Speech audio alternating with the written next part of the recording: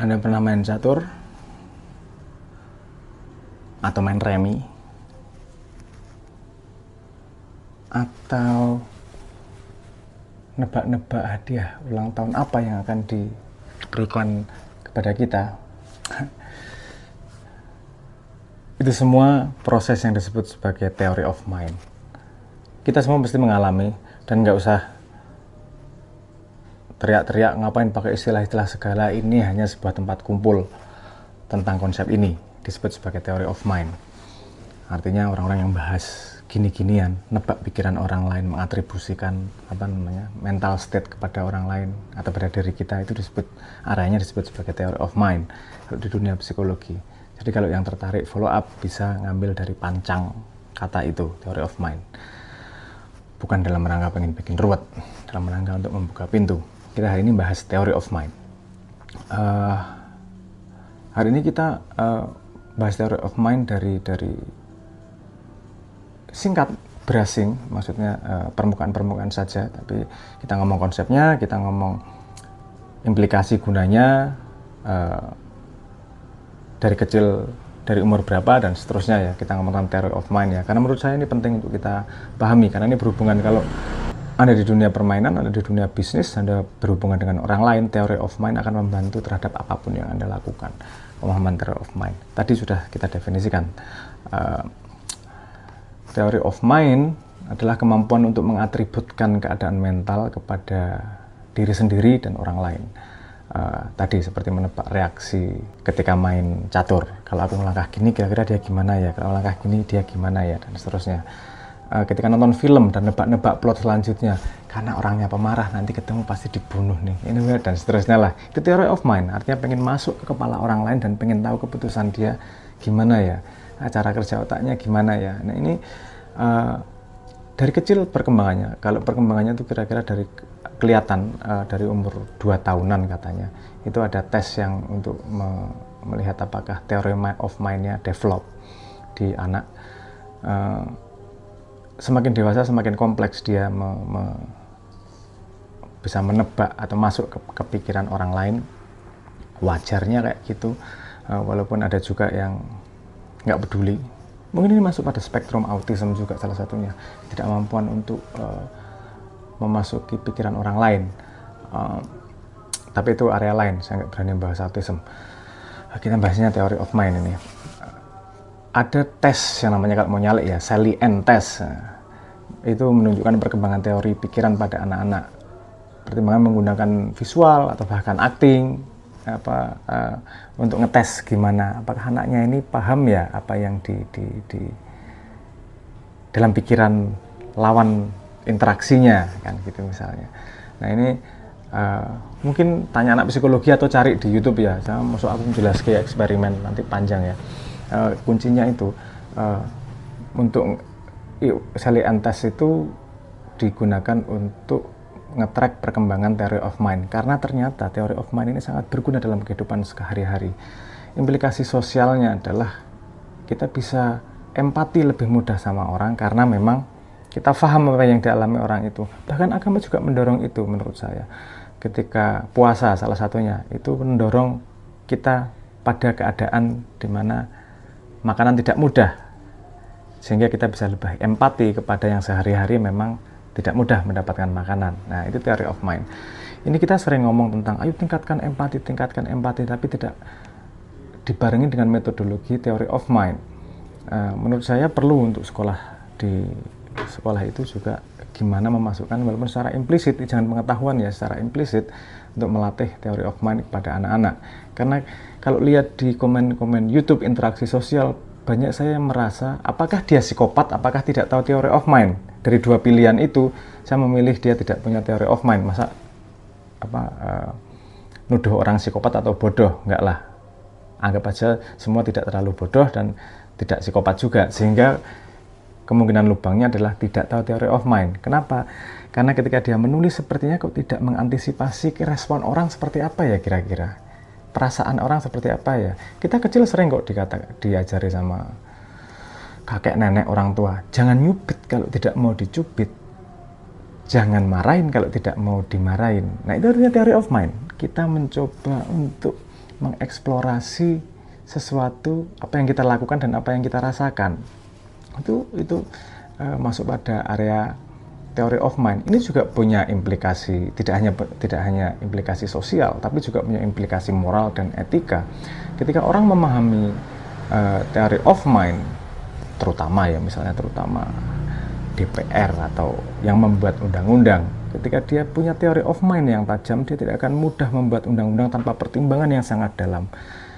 Dengan mengasumsikan sebagai rakyat, dengan theory of mind dia mengatributkan sebagai rakyat yang tidak punya duit, akhirnya aksesnya kecil dan seterusnya. Nah itu dia akan punya empati dan tidak mudah bikin undang-undang kalau nggak matang beneran. Nah ini lagi-lagi penting theory of mind tidak hanya pada kehidupan sehari-hari, tapi orang yang punya efek kepada orang banyak ketika dia punya theory of mind, keputusannya akan jauh lebih akurat dan applicable kepada orang banyak. Tapi nggak mudah juga ya kita mau ngetes caleg-caleg terhadap theory of mind-nya. Yang kita cek kan theory of dompetnya, berani keluar berapa, itu lebih mudah diukur daripada theory of mind-nya. Suruh ikut Sally-Ann test juga nggak mungkin. Tapi at least kita tahu lah, ini pemilih kan banyak milenial sama milenial sama Z itu, dan kita dan generasi itu, bukan kita, aku sok nom ya, aku generasi tua, dan generasi itu sudah terekspos oleh informasi yang lebih banyak. Harapan saya memilihnya nanti juga punya wisdom yang lebih baik, karena informasi yang tersedia banyak, referensi banyak, dan bisa mendevelop theory of mind. Contohnya begini, kalau saya milih si A, kira-kira dia si A ketika menjadi seseorang atau sesuatu, dia bakal ngapain ya? Kita ngelihat track sejarahnya, itu bukan ngelihat satu buktinya dia sudah gini, dua buktinya sudah gini, tiga buktinya sudah gini. Pegang omonganku, nanti semua calon-calon yang sudah pernah menjabat itu menunjukkan prestasinya satu demi satu, point by point. Saya sudah membangun ini, saya sudah berhasil ini, meningkatkan ini. No, yang dibutuhkan bukan itu. Yang kita butuhkan sebagai bukti ya, bukti yang paling mudah dicerna dan paling mudah untuk dibicarakan. Tapi kalau komponen yang lebih fundamental untuk kita bisa tahu kualitas seorang pemimpin adalah rangkaian. Ketika ada masalah A, misalnya COVID, dia punya sumber daya apa, terus dia mengambil keputusan apa, dalam keadaan apa.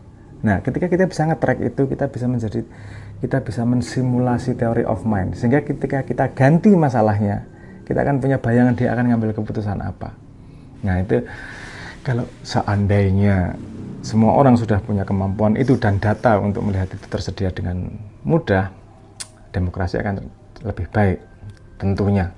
Karena keputusan tidak hanya dari berapa serangan fajar, tapi dari simulasi. Kira-kira dia ambil keputusannya gimana ya? Kira-kira kalau nanti ada masalah kekurangan makan, dia keputusannya gimana ya? Apakah mau import besar-besaran sebelum pemilu ya? Atau saya nggak mau masuk ke situ, nanti malah itu masuk ke area politik. Tapi kita bisa lihat theory of mind-nya, bahwa keputusan-keputusan itu datang dari sebuah objektif tertentu, datang dari sebuah kepentingan tertentu. Saya nggak ngomong kepentingan itu nggak boleh, kepentingan itu boleh, karena tidak mungkin manusia tidak berjalan karena kepentingan. Pertanyaannya adalah kepentingan pribadinya atau kepentingan orang banyak atau kepentingan negaranya. Pemimpin yang baik adalah yang punya theory of mind untuk bisa mensimulasi keadaan sebanyak mungkin dari rakyat yang diwakilinya, misalnya seperti itu, dan dia mengambil keputusan seoptimal mungkin untuk menghadapi masalah yang akan dihadapi. Karena masalah tetap akan berubah terus nih masalah, sumber daya akan berubah.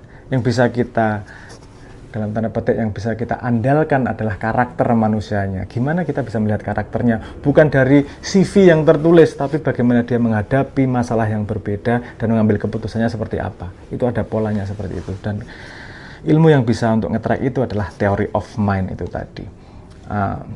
Theory of mind itu di area otak, kalau menurut penelitian itu di area prefrontal medial ya, persimpangan antara tempora parietal kalau nggak salah sih. Saya bukan ahli biologi, tapi intinya theory of mind kalau dari percobaan di situ yang light up, yang menyala gitulah. Nah, semakin banyak orang punya theory of mind, semakin smooth, semakin lancar yang namanya game dalam sosial. Anda paling sederhana misalnya saya pernah mengalami gini. Di sebuah pesantren yang gusnya sangat santai, bisa diajak nongkrong santai, tertawa, ngakak pekok, hampir semua bisa sih. Terus ada santri yang nemenin Gus itu, yang sangat antisipatif, situational awareness-nya luar biasa tinggi. Maksud saya begini, saya ngobrol, ngidupin rokok, nggak ada asbak, belum saya minta baru nengok asbak sudah datang. Gusnya ngapain? Minuman datang. Nggak ada kalimat perintah verbal satupun. Saya memperhatikan ini anak nih, saya perhatikan beberapa kali, situational awareness-nya sangat tinggi. Ini kalau orang tidak punya theory of mind, tidak mungkin melakukan ini. Nah ini dia memperhatikan situasi dan berpikir, kalau ini pasti butuh gini nih, kalau ini pasti butuh gini nih, kalau ini pasti nanti yang dibutuhkan berikutnya adalah ini. Dari interaksi sederhana itu jadi smooth dan lancar interaksinya tanpa ada sandungan-sandungan. Bayangkan ketika orang satu kantor yang bekerja untuk tujuan sama, punya theory of mind, tidak usah kebanyakan perintah, tidak usah marahin, semua tahu objektifnya dan bisa mengambil peran di titiknya masing-masing dan bisa mengantisipasi temannya mengerjakan apa dan tahu mengandalkan seberapa ke temannya. Theory of mind menurut saya penting untuk dipelajari dan dilatih karena berguna di banyak tempat. Leverage-nya gede, belajarnya sedikit, bergunanya di mana-mana. Monggo yang mau belajar. Saya menahan diri untuk tidak bercerita theory of mind tentang society Indonesia.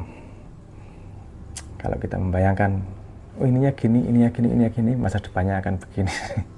Bukan prediksi, ini tentang theory of mind. Sangat bisa salah, tapi belum tentu selalu salah. Jadi, monggo, semoga berguna pintu ini, pelajari theory of mind.